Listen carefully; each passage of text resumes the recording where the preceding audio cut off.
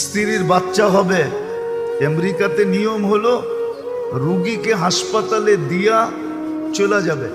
বাচ্চা হবে, বাঁচলে বাঁচলো, সব কিছু ওরা কমপ্লিট করে আপনাকে 2 দিন 3 দিন পরে ফোন দিবে, আপনি এসে নিয়ে যাবেন। কিন্তু স্বামী তো নাছোড়বান্দা, ভর্তি করছে ঠিক, কিন্তু শক্তপক্ষণ দাঁড়ায় আছে। তো সবাই জিজ্ঞেস করছে তুই দাঁড়ায় আছিস কেন? তোরে বুঝাইছে, বল তোর শরীরের একটা অঙ্গ অর্ধেক যদি কোথাও থাকে তাহলে আর অর্ধেক ওর সাথে থাকবে না পৃথক থাকবে? বলছে শরীর তো একটা, এটাকে তো অর্ধেক করা যায় না। তো বলে এ তো আমার অর্ধাঙ্গনী, তো আমি ওর থেকে পৃথক থাকি কি করে? ও তো 10 মাস কষ্ট করলো আমার বাচ্চার জন্য, আমি ওর জন্য 2 দিন কষ্ট করতে পারবো না?